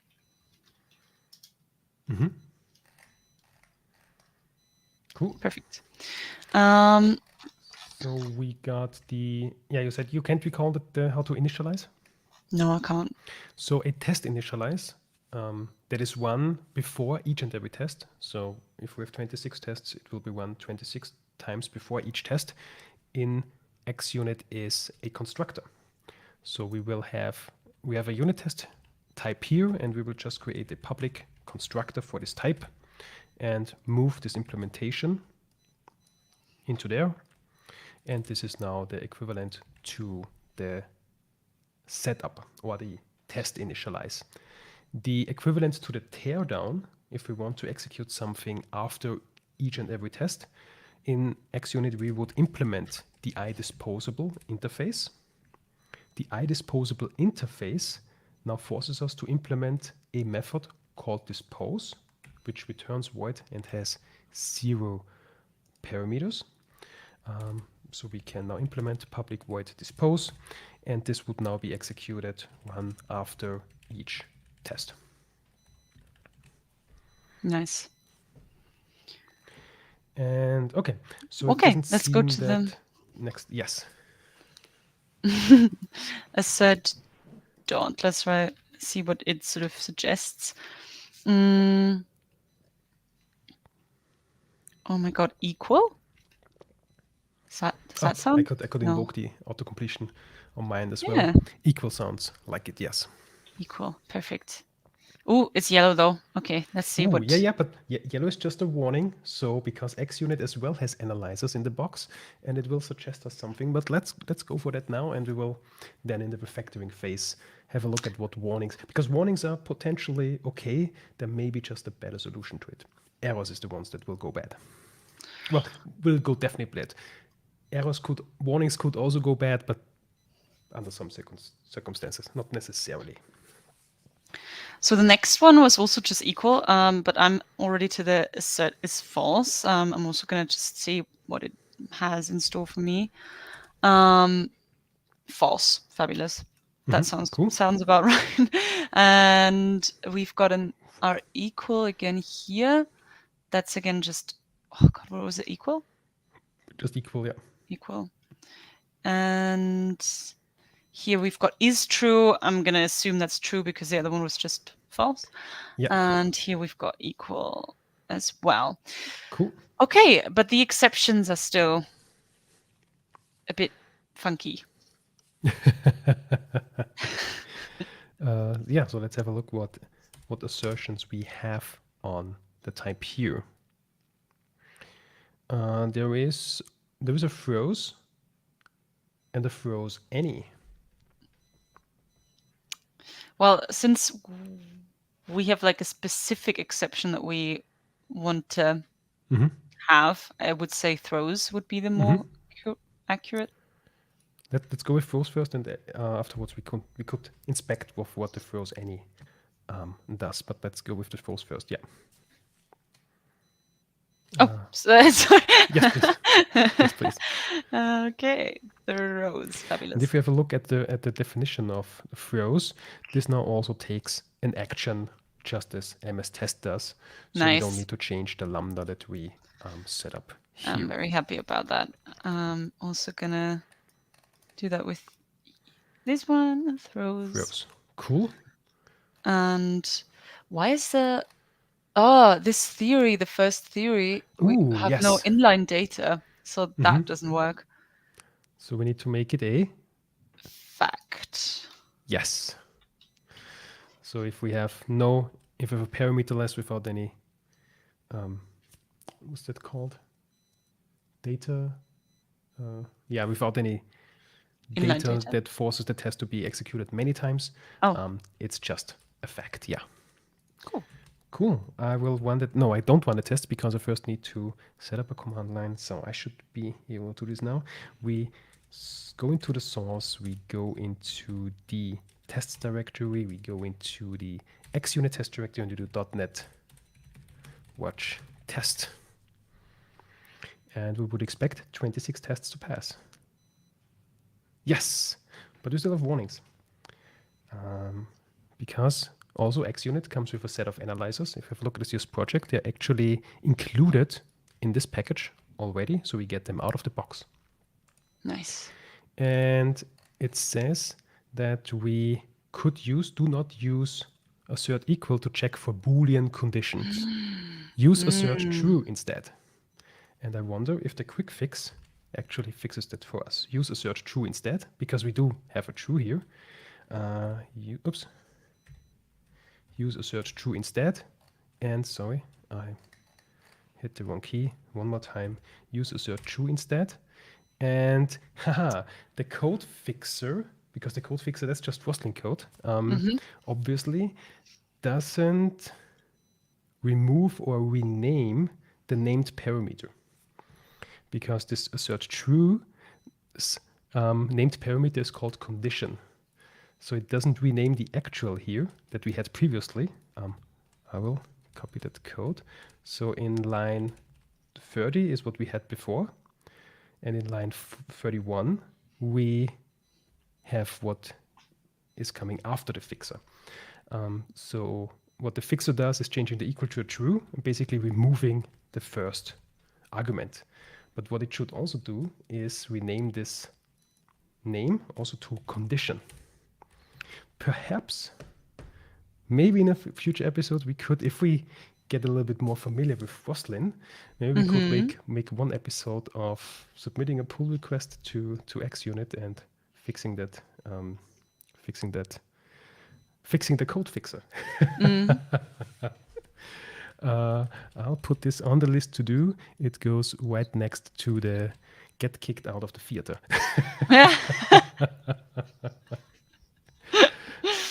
Cool. And because, well, if I remove the named attributes, the named arguments, then the code fixer will work just fine. Yeah, assert true, assert false. And now all the warnings are fixed. Perfect. And we can run the tests again, and they happen to be all green. But so what I think is really cool, like if you have like already like a project and you sort of, I don't know, coming into a project, there's loads of code, there's loads of unit tests, and then for some reason, it's actually quite interesting what would that reason be. But if you have a reason and you want to change frameworks, actually quite a lot of the work is just fixing the attributes and following the sort of like the quick fixes, right? Like the assertions. So that's quite interesting. I believe that there are, again, Roslyn projects that basically offer quick fixes to change from one framework to another. Because what we saw, it's always like a similar pattern. Yeah. The names are called, the methods are called differently, but in general, well, of course, the devil is in the detail. But in general, all those three major testing frameworks work basically the same, more or less. Yeah. So they're quite translatable or transpilable, if that's a word. True. Okay, so is that this framework covered then? Yes, and perhaps I would like to have a look at one last aspect of all of these three testing frameworks. Yes, let's do that. Before we wrap up. Because I do have, we did prepare the link, because there's a different way.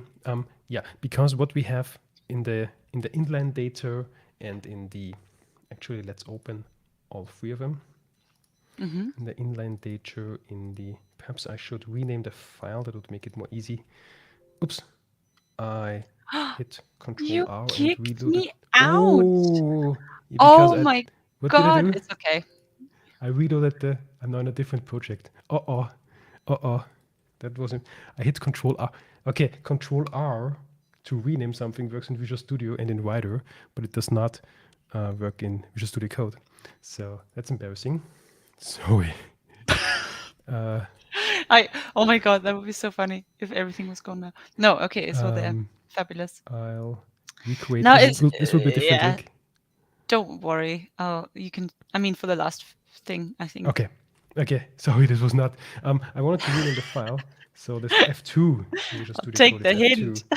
F2. So this is the xUnit test. Oh no! Yes, time is out. This is the NUnit test, and this is the MSTest. MSTest. Yeah. Okay, so yeah, I wanted to have the names here. And because like with this data row attributes, we can only have constants. String is a constant, something like integers like 1 is a constant, but what we can't have is non-constants. For example, if we have we don't have to play, but let's create some type. Let's have a public class my type here. So what we can't do is now write new my type, because this expression it's not constant. It actually says attribute arguments must be a constant expression. But in order to allow non-constant expressions, we must use a more dynamic approach. And also all free test frameworks have methods for that. Now I need to look it up because I would totally confuse myself with the 3 different ways. So in MSTest, I'll just copy this, insert it here. In MSTest, we can have a dynamic data. Then we have here a one key shortcut. There you go. We here have a property that returns a collection of objects. And in here, we could now, I'll actually just move them down here, just return these names here. I think I accidentally deleted one. Yeah, Hamlet, I think. Hamlet. So let's add, oops, one keyword shortcut, there we go. Hamlet. And now this should actually behave the same. So if we save that, and is the console still alive?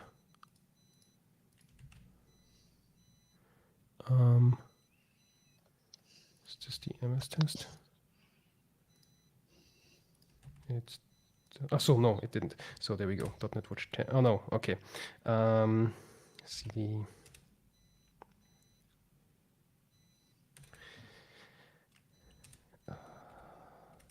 Source CD tests. Sorry for that. I shouldn't have hit Control R. .NET test. Now we still should have 26 tests, and we do. Yes, So amazing. the behavior is the same, but what we now technically could do is actually now return non-constant expressions here. So we could say new type, for example. And we could now also reuse these collections on all the other tests as well, and actually shorten the code. So Yeah. I'll now exchange all the, where we have 5 data rows, exchange this all with the same. And this, And also, one more obviously, time. if the bookstore grows and we want to add plays, we only have to add it at one point and not at every single test. Exactly, this is a big improvement. And if we had .NET Test again on the MS tests, now we still have our 26 tests. Yes. And the same concepts of dynamic test data or non-constant expression test data also exists for NUnit and xUnit. For NUnit, again, I need to cheat.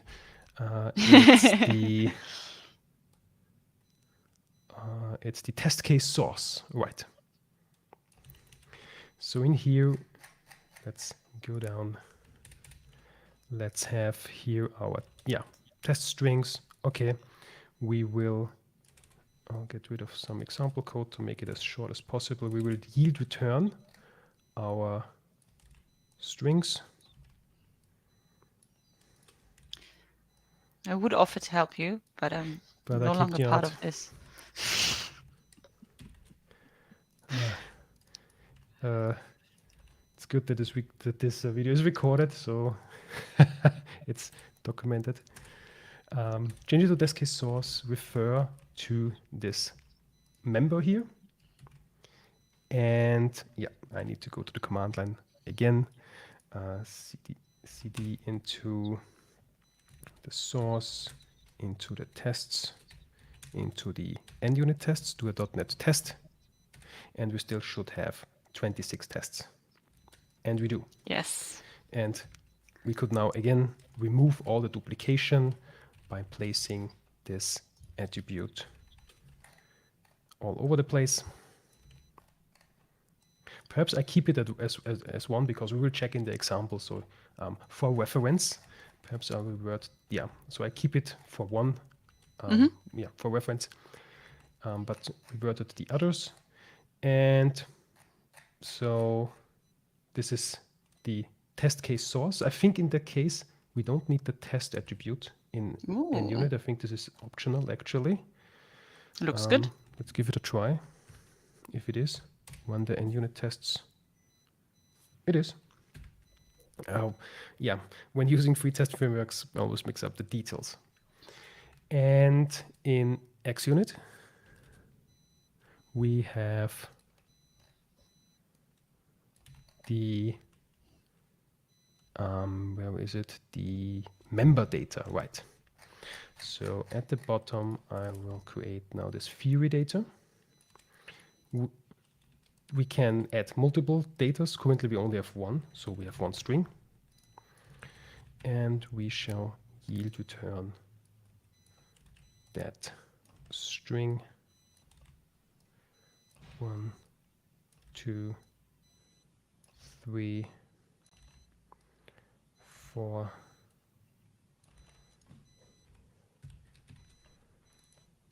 5. And instead of inline data, use member data. Again, do a name of to refer, set a breakpoint, to that member here. It's called data. And this now, again, if we run all the tests in xUnit, cd to the sources, cd to the tests, cd to the xUnit tests to a .NET test, we should still have 26 tests, and we do. And again, we could remove some duplication here and have all the tests use the same test data. Cool. Cool. And I guess, well, there was one last question. Where is that in the history?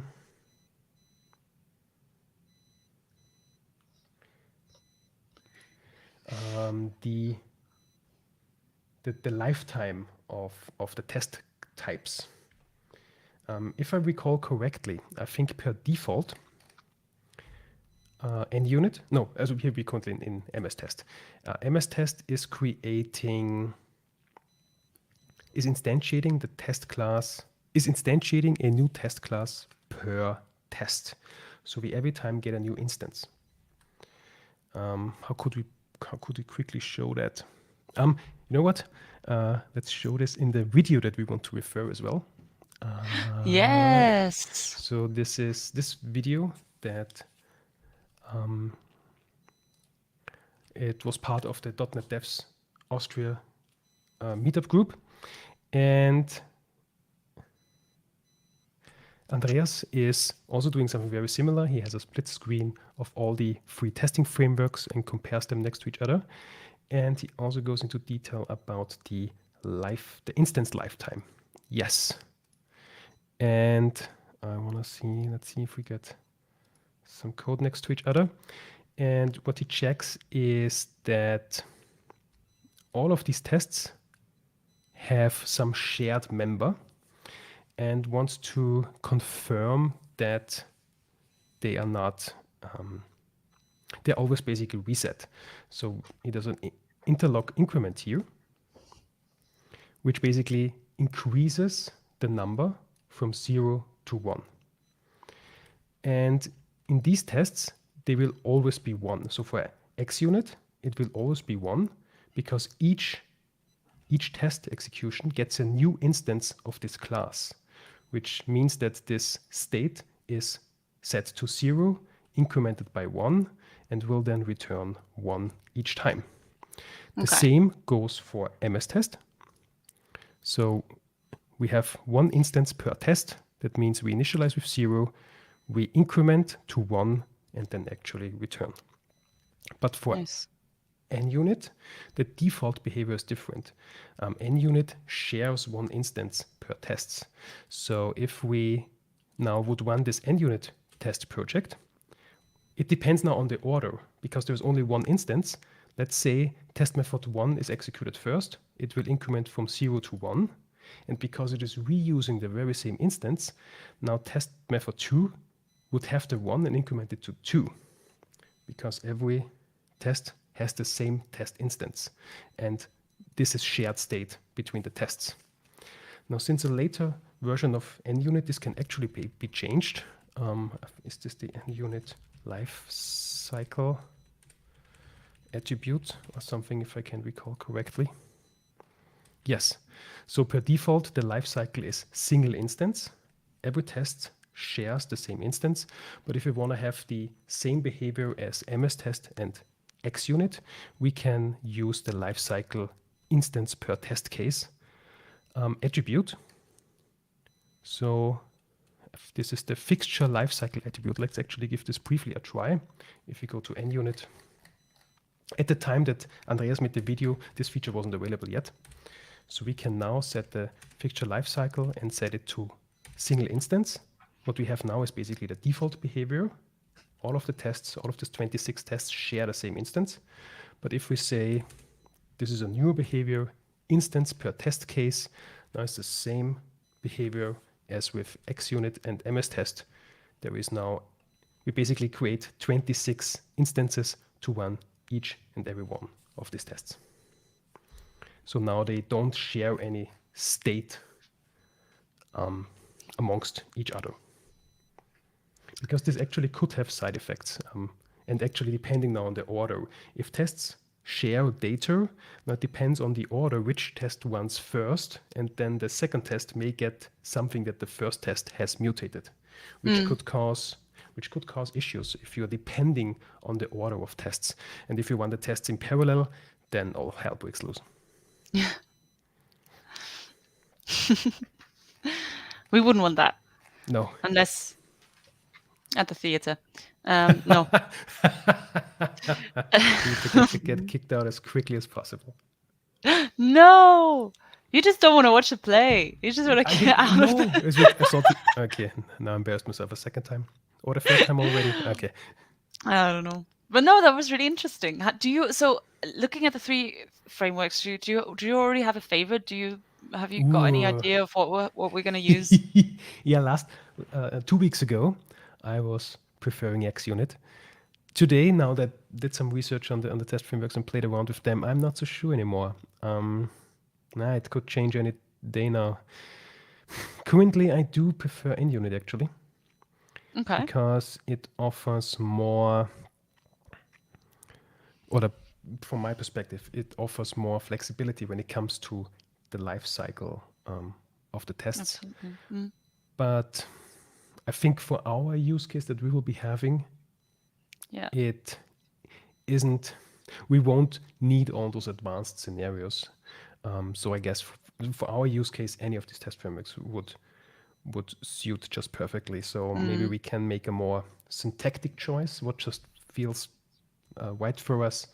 If we do prefer like the MSTest style or the NUnit style, or maybe the xUnit style is significantly different because setup and teardown or initialize and cleanup doesn't use attributes, but constructors and disposes. So I guess in 2 weeks I've changed. I will have changed my favorite 3 times. Well, maybe we can do a little more research and then come back to it next time. Also, obviously, if you, as the people viewing, have any preferences and what you'd like us to use in our .NET tool, then please let us know. Then we'll go with that, and then we won't have to make the decision ourselves. Yes, that would be great. That would be amazing. Speaking of next time. Also, sorry. One last thing that I want to mention. So, because I just see it here, so two last things. An attribute, it's common practice that an attribute ends in the name attribute, and if it does, then the attribute here is actually optional. So we can just say. So this may be, for example, also the setup attribute and the test initialize attribute. If you have a look at them, they all actually end in the name attribute and derive from the type attribute. But this attribute name here it's optional. We can write it, but it's syntactically different, but semantically the same. The compiler understands it. And I now totally forgot the second thing is that in the future, we may replace the assertion part of the framework that we choose. And with may, I mean definitely.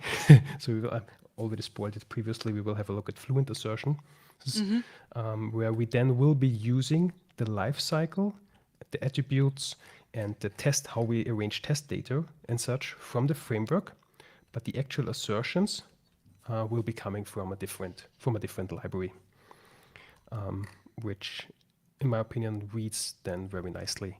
So I guess this is also something that we should consider in our choice of framework. I agree. Or in that case, not consider. Totally.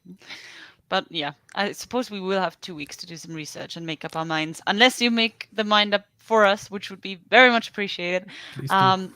But yeah, so speaking of which, there's going to be 2 weeks between our next time with you guys. Right. But don't worry, we'll have some, there's some other things happening that we would like to show you guys as well. I don't know if you've got the link still open. So our next session will be on Wednesday, the 22nd of March, again at 6 p.m. UTC. And the links, yes. So there are some, well, there is a lot of meetups going on, but we picked 3 that you might like. At least related to our current theme, isn't it? Exactly. Totally. So the Tech Excellence meetup is having a session next, that is exactly in a week. Help, we have QA problems. Yes. I'll post the link in the chat and later on in the video description. Then also on that day, the .NET Sheffield user group is having John Skeet on UTC is not a silver bullet. So there will be some, in .NET there is a lot of intricacies and potential, what's the word? Gotchas that you can run into when it's about date and time and time zones and daylight saving times. That's always fun.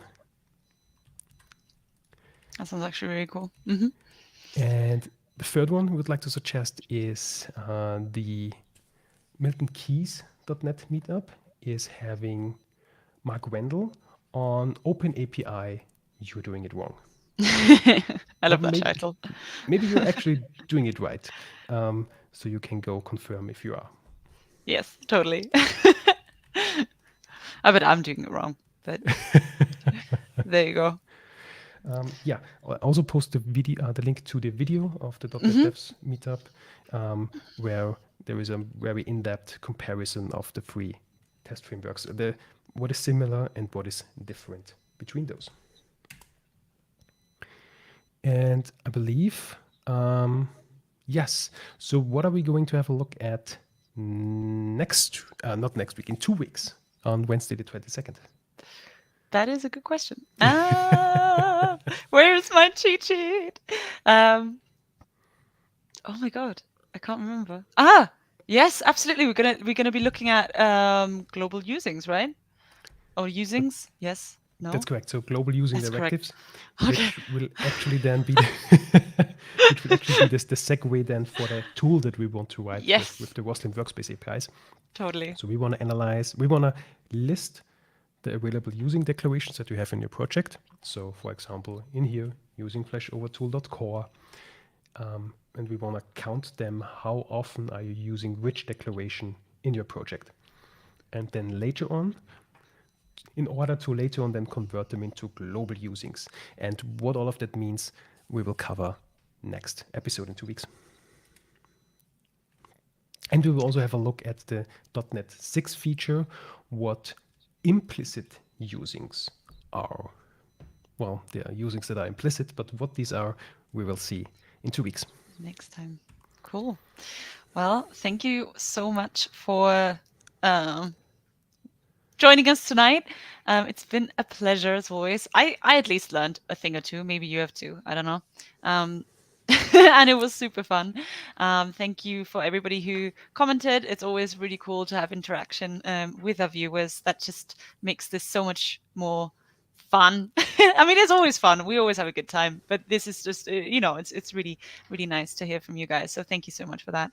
And yeah, I hope I see you next time as well. It was really fun. Eva, thank you very much for joining. Thank you very much for writing some tests tonight. And see you in 2 weeks. We'll be back.